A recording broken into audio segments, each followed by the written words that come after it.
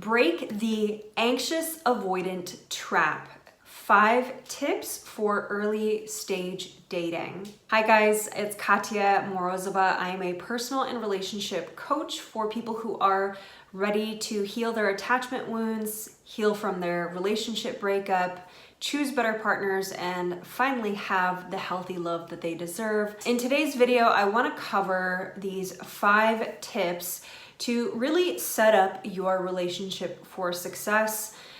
This video is also going to double as 5 tips to really avoid emotionally unavailable partners or avoidant partners. Now, this doesn't mean that you're going to avoid avoidant partners in their entirety, but the likelihood that if you follow these tips, that you will attract healthier partners who are choosing to work on themselves, partners who may historically be avoidant but are really ready to make some changes in their relationship,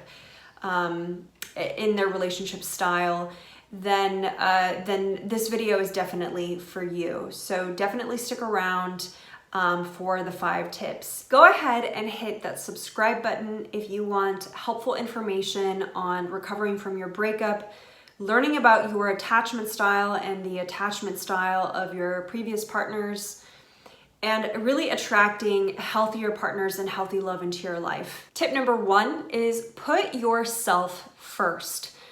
I find that a lot of times when people start dating, they get so excited and they want to be overly kind, overly doting. They give a lot of room to the other person.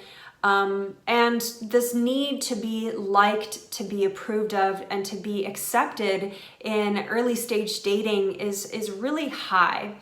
And the unfortunate part about this tendency for people when they start dating is that it doesn't actually allow this person to see what the other person will respond like when you put yourself first.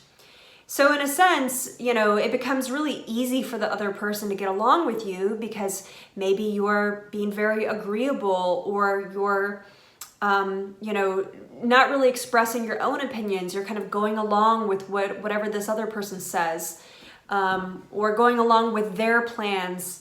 So the best way for you to actually tell if someone's going to be a good fit for you is to put yourself first in those early stage dates. There's absolutely no reason for you not to do this.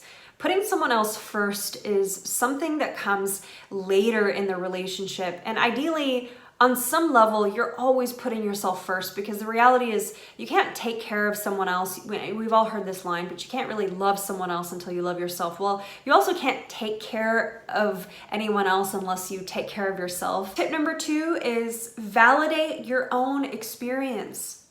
So this goes hand in hand with tip number 1, but it's a little bit different. Validating your experience means really checking in to see how you feel with the person that's in front of you. For instance, if something feels fishy, if something starts to feel off, a lot of times people will, again, ward that away. They'll kind of set it aside, and they'll, they won't really bookmark it. They'll just let it go because of that limerence that they're feeling, that, that ooey gooey connection that just feels so so spicy in the very beginning of most relationships. So the second tip is validate your own experience. Don't ward those things away. Address them if they're important to you. Bring them up, hold on to them, and keep them in the background if you're not going to bring them up, and use them as a way to kind of put a little bookmark, put a little note into that and go, that didn't feel really good. I'm gonna keep an eye out for this and see if I see this again. And if I see it multiple times, it's going to be a deal breaker for me. Or I'm going to, observe this a few times, and if it happens a few times, I'm gonna go ahead and address this and let this person know how this makes me feel, and that there's something about this that doesn't feel very good. And it's also a really wonderful way of, I don't want to say I hate this term, testing people. I really don't like it, but it's a wonderful way of noticing how someone will respond to you if you bring up something that doesn't feel good, or if you bring up kind of like a red or a yellow flag up to them. Tip number 3 is phone a friend. So let's say you are having a hard time validating your experience, and you want an outside perspective on your situation. One of the things that I see people do when they get into a connection that feels kind of off and they know it, they kind of hide that connection from their network and from their friends. And this is a big mistake, because this actually cuts you off from the objective voices that could really be supportive in bringing a voice of reason into a situation. So tip number 3 is talk to a friend, talk to a family member, talk to a coach or a therapist about your connection. Make sure that this person is supportive.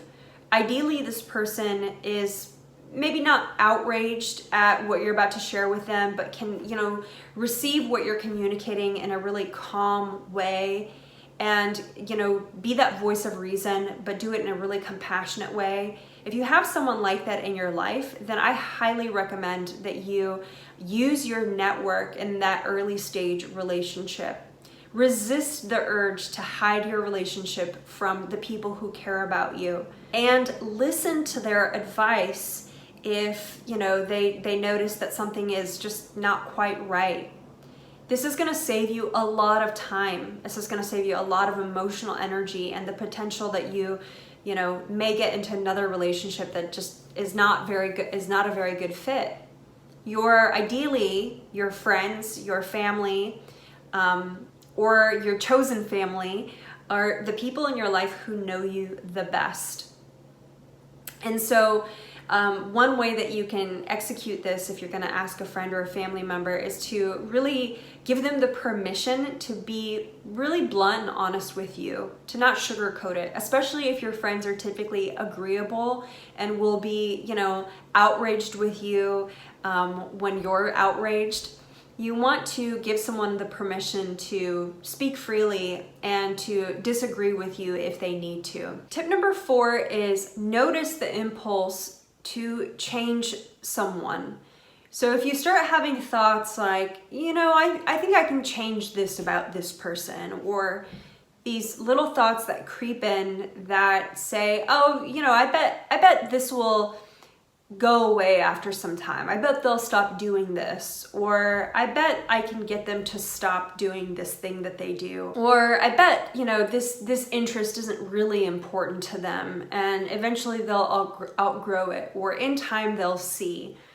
These thoughts should actually signify to you that this is a big red flag, that the relationship that you're exploring is a mismatch. Especially if it's so early on, if you are already thinking about how you should change this person or what you want to change about them, then this is actually a huge internal red flag, and it can be so much more accurate than trying to observe red flags outside of yourself and in another person. These are actually symbols of your discomfort with someone's interests, with their behavior, with something about the way that they make you feel. So it's really important to, if you're feeling like this early on, to check to see if this is actually something that you can accept about this person, or if you are making concessions around your values and around what's really important to you. There's no reason to waste time in a relationship where you imagine that someone will change. It takes a lot of time, it takes a lot of energy, it makes the other person feel like crap too. So better if you notice that you want to change someone, that you probably move on to a relationship where you don't feel that way. Number 5 is ask the person that you're dating to compromise on something that's small. So that could look like a lot of different things. It could mean that, they decide to spend the night at your place instead of theirs, because seemingly you're always going to their place. Or you decide that they come to your part of town for dinner. Or it could be, if you're, again, in the early stages, in the first couple of months of dating, you ask them to, you're consistently spending weekends together and you'd like to spend more time, and you ask them to spend, one more evening together one week. So it doesn't have to be anything big, but asking to compromise on something small will be very telling of the type of person that you're dating, and how capable they are of being a team player. Having a team player in your relationship is really important.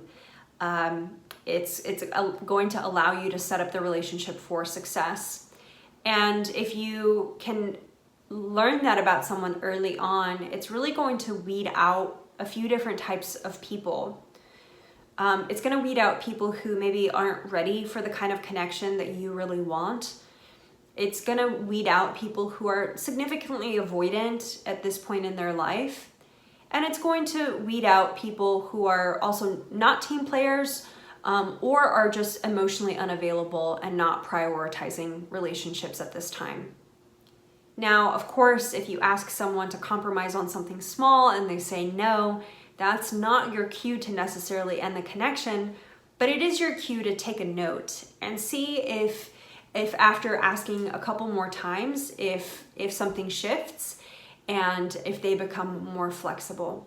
Did you find these tips helpful? Let me know in the comments below. Are any of the tips that I mentioned things that you in some way already know, but yet you struggle with implementing these into your dating life?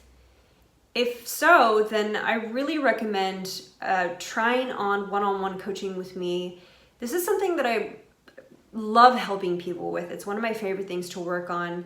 And usually there's a reason why you're not implementing these tips into your dating life. And it has something to do with your attachment style.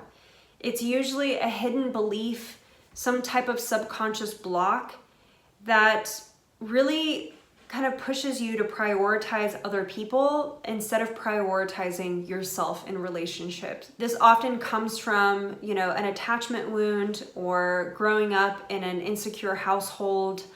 And it's definitely something that can be resolved.